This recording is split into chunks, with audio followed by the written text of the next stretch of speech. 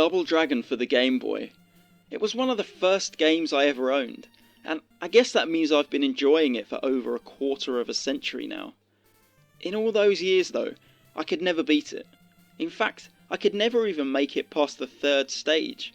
Still, that didn't stop me enjoying the hell out of it, and over the years I must have played those first 3 missions 100 times. So, where to begin with this iconic game? Double Dragon first hit the arcades in 1987.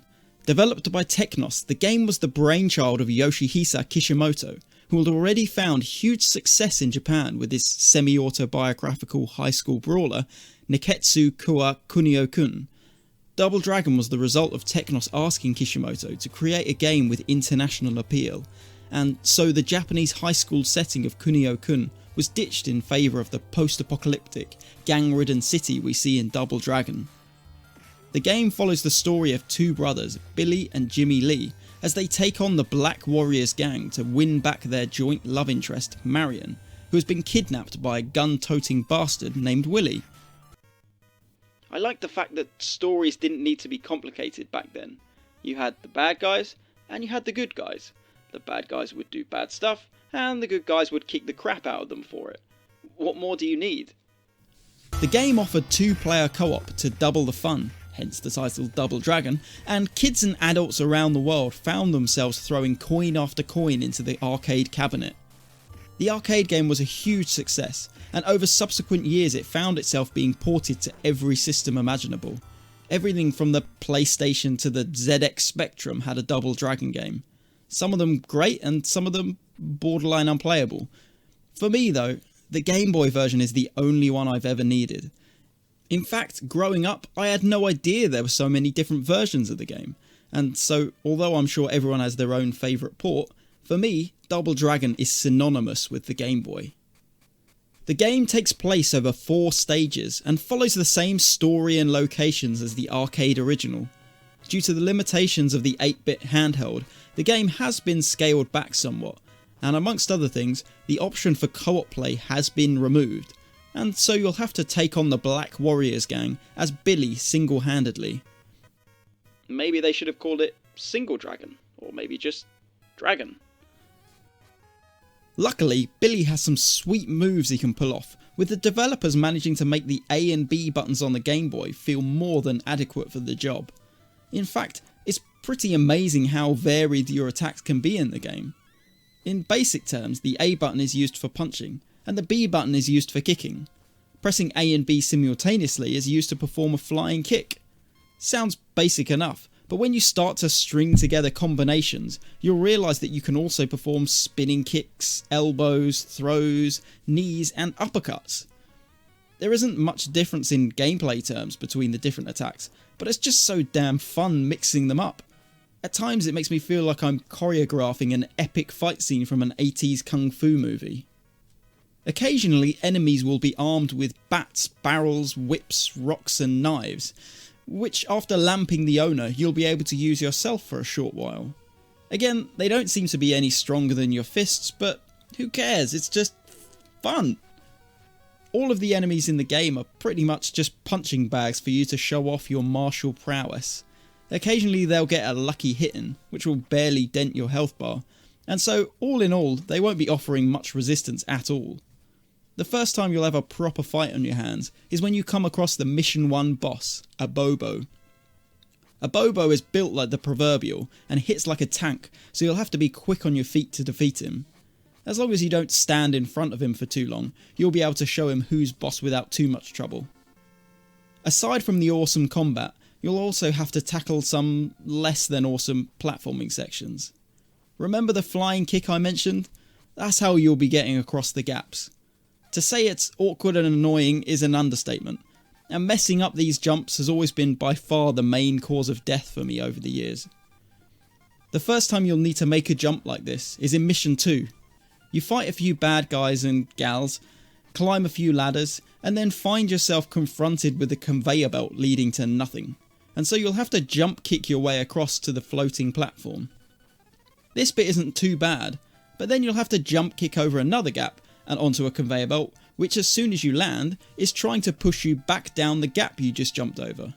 If you fall, you lose a life, and it's back to the start of the level for you. Oh, and did I mention you only have 3 lives to finish the game? No continues, no password saves, no mercy. Can you see why I never managed to finish this game? To be fair, Mission 2 is otherwise pretty easy. You have to fight your way through a bunch of grunts and climb a few more ladders before taking on a mini-boss called Chintai on a rooftop. Chintai isn't as strong as a Bobo, but he still takes a lot of hits, and he even has a few crafty tricks up his sleeve. Occasionally he'll try countering your attacks by backflipping away and launching back in with an attack of his own. He can even wriggle out of throws by flipping over and landing back on his feet. Show off. He doesn't seem to have any answer to the good old 1-2 though, and after a good face pummeling he'll go down quick enough. No, it's Mission 3 where things get really tough.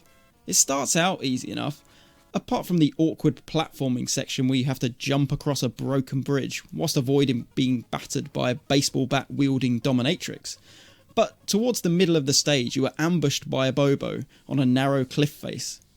If you are lucky enough, you can get him into position to send him hurtling to his doom before he can do much damage, but expect to take a beating in the meantime.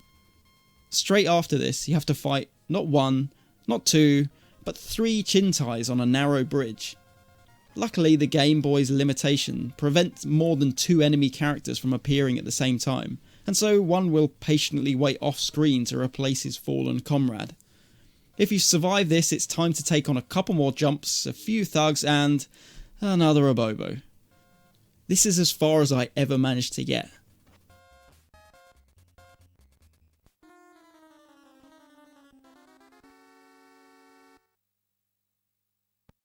It's not so much that it's too difficult, so much as it's too punishing. Getting towards the end of the stage only to succumb to a missed jump or having your health bar whittled down to empty in the fights with a Bobo and Chintai means having to backtrack your way from the beginning of the stage, and before long it will mean having to backtrack from the beginning of the game. I'd pretty much resigned myself to never getting past this point in Double Dragon, but then I thought, how can I properly review a game that I haven't even finished? Almost every other game I've reviewed so far, I've made a point of completing first, and so why should this be any different? I knew now was the time to conquer the game that had bested me for 2.5 decades. I pushed on, trying to learn new ways of taking less damage, of making sure I made the jumps first time. I learnt how to deal with the bosses without getting hit, and I forced myself to try and try and try again, until finally I did it! I'd finally beaten the last Abobo and entered the door to start mission. Well, what the hell is this? It's still mission 3? Well, surely it can't be much left now. Oh, what the hell is this? What the hell is this? Oh, moving platforms? What the hell is this? You have to fight a Bobo on a 2D plane whilst the floor falls away. This is bullshit. Well, no one said it was going to be easy. I wanted to give up, but pride took over and I kept persisting. I wouldn't be beaten, and so I stopped recording and knuckled down. And after many attempts, I finally managed to beat a Bobo by leaping over him and knocking him off the ledge. Sadly not recorded. And I made my way through the door and into stage 4.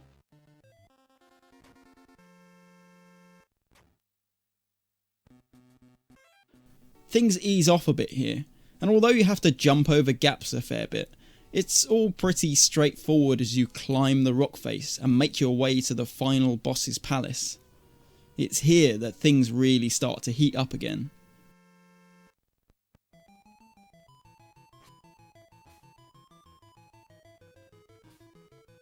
Before long, you'll find yourself in front of 3 doors, which when open, draw you in. If you get too close, you're dead meat, and so you have to fight against it by walking in the opposite direction. To make it worse, you have spikes at the front to stop you getting too far away from the doors. And all the while you have to fight. After defeating 4 thugs, It's time for one last showdown with a Bobo. Mercifully, the doors stay closed for this one. After this, you have to negotiate past a wall of particularly aggressive draws before taking on yet more thugs. Then 3 more chin ties, and then finally, it's time for the final battle against the gun-toting bastard himself, Willy. Come on then, Willy, you... Willy?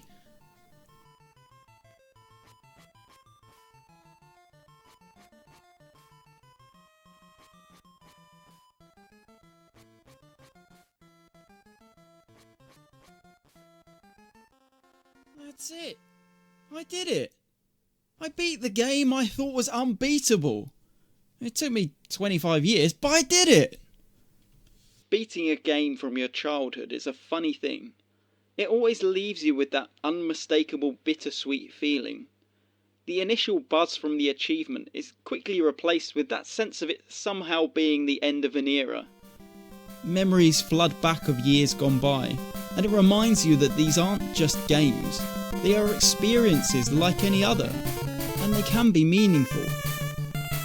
Well, I set out to review Double Dragon, but honestly that's a hard thing for me to objectively do.